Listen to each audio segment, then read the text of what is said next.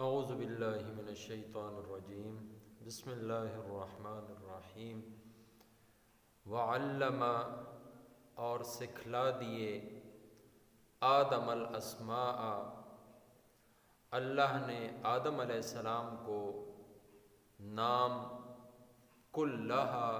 سب چیزوں کے ثم عرضہم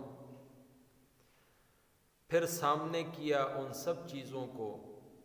علی الملائکۃ فرشتوں کے فقال پھر فرمایا انبئونی بتاؤ مجھ کو باسماء نام ہؤلاء ان سب چیزوں کے ان کنتم اگر ہو تم صادقین سچے قالوا فرشتے بولے سبحانک پاک ہے تو لا علم لنا ہم کو معلوم نہیں الا مگر ما جتنا جو علمتنا سکھا دیا تو نے ہمیں انک انت بے شک تو ہی ہے العلیم اصل جاننے والا الحکیم حکمت والا قال اللہ تعالیٰ نے فرمایا یا آدم اے آدم علیہ السلام انبئہم بتا دے ان کو باسمائہم ان چیزوں کے نام فلما پھر جب انبأہم بتا دیے اس نے باسمائہم ان کے نام قال فرمایا الم اقل لکم کیا نہیں کہا تھا میں نے تم کو انی اعلم بے شک میں خوب جانتا ہوں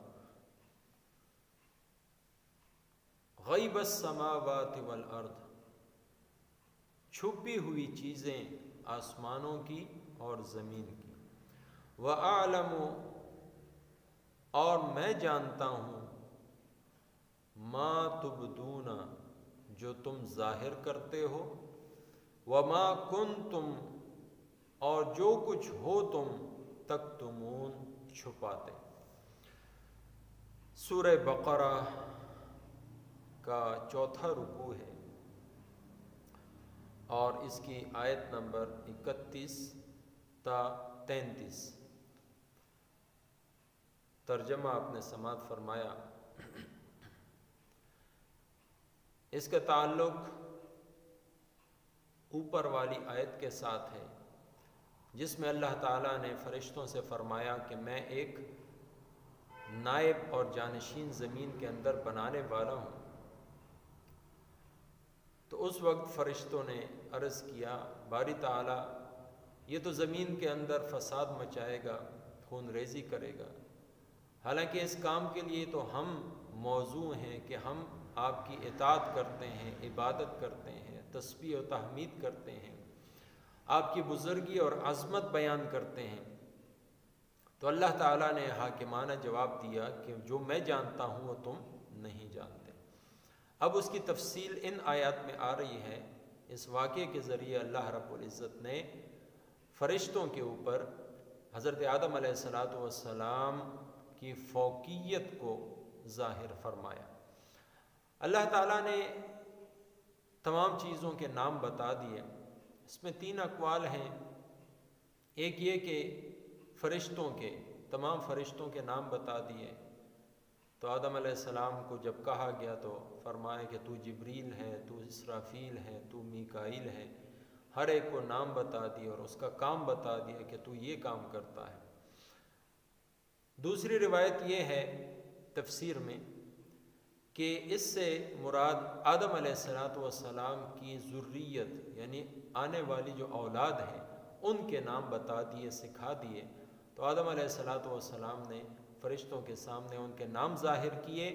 اور پھر خاص کر ان میں انبیاء، صدیقین، شہداء، اولیاء وغیرہ وغیرہ کے نام بتا دیے، جس سے فرشتوں پر یہ بات ظاہر ہوئی کہ یہ فساد پھیلانے والے نہیں ہیں، خون ریزی والے نہیں ہیں، بلکہ فساد کو ختم کرنے والے اور روکنے والے ہیں۔ اور تیسری روایت یہ ہے کہ زمین کی تمام چیزوں کی اور اس میں بسنے والے جتنے بھی جانور ہیں، حتیٰ کہ چیل اور کوا، ان کے بھی نام بتا دیے، اور ہر ایک چیز کے جو خواص ہیں، فوائد ہیں، نقصانات ہیں، اس سے اللہ تعالیٰ نے خبردار کر دیا۔ آدم علیہ السلام نے ان چیزوں کے نام سیکھ لیے۔ پھر فرشتوں کے سامنے یہ چیزیں ظاہر ہوئیں تو فرشتوں سے کہا گیا کہ ان کے نام بتاؤ، اگر تم یہ دعویٰ رکھتے ہو کہ ہم خلافت کے زیادہ مستحق ہیں۔ اس لیے کہ جس شخص نے خلیفہ جانشین بننا ہے اور اس کے لیے موضوع ہیں، اس کے لیے ضروری ہے کہ جن پر حکومت کر رہا ہے ان کے حوالے سے وہ ساری معلومات رکھتا ہو،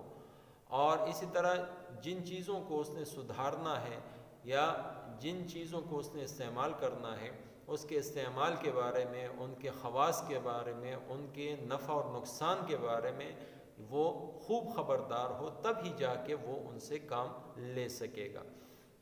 تو چونکہ آدم علیہ السلام نے زمین پہ آنا تھا، اس لیے زمین کی تمام چیزوں کے خواص ان کو معلوم تھے۔ تو اس وقت فرشتوں نے عرض کیا، باری تعالیٰ ہر عیب سے پاک ذات تیری ہے، ہر نامناسب بات سے تو پاک ہے، یہ ہو ہی نہیں سکتا کہ تیرا کوئی کام حکمت سے خالی ہو، لیکن ہم اس حکمت کو نہیں پہنچ سکتے، تو ہم اپنی عاجزی کا اور اپنے عجز کا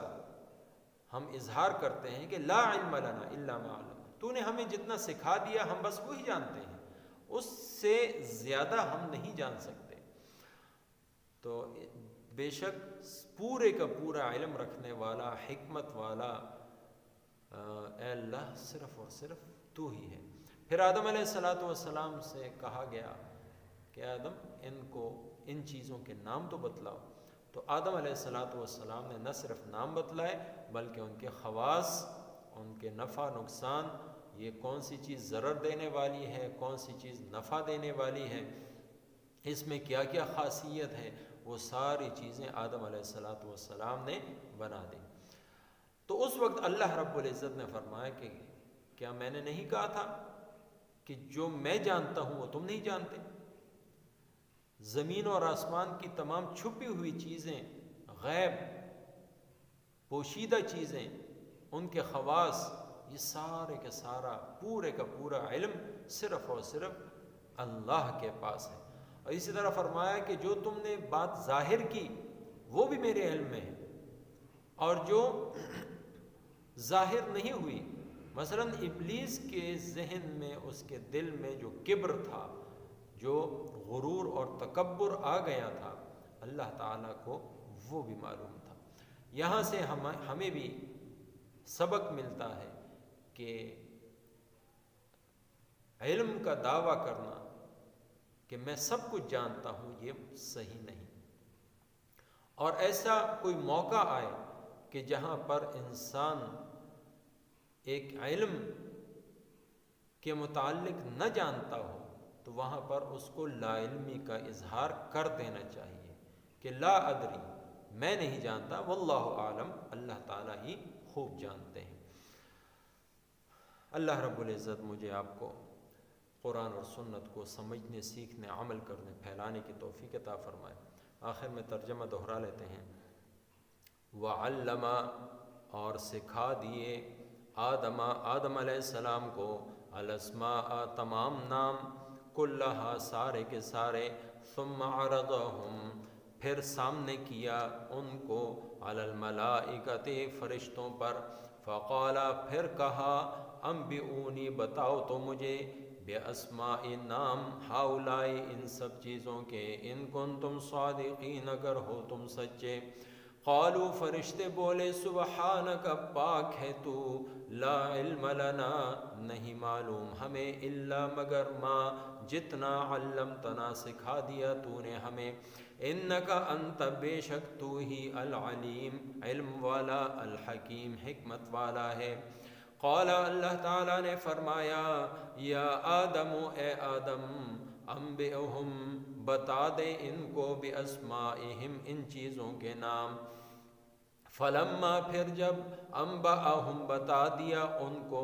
باسمائہم نام ان کے، قال فرمایا اللہ تعالیٰ نے علم کیا نہیں، اقل میں نے کہا تھا لکم تم کو، انی اعلم بے شک میں خوب جانتا ہوں، غیبہ چھپی ہوئی چیزوں کو، السماوات آسمانوں کی، والارض اور زمین کی، وَأَعْلَمُ اور میں خوب جانتا ہوں، ما تبدون جو تم ظاہر کرتے ہو، وما کنتم اور جو ہو تم تکتمون چھپاتے، وما توفیقی الا باللہ۔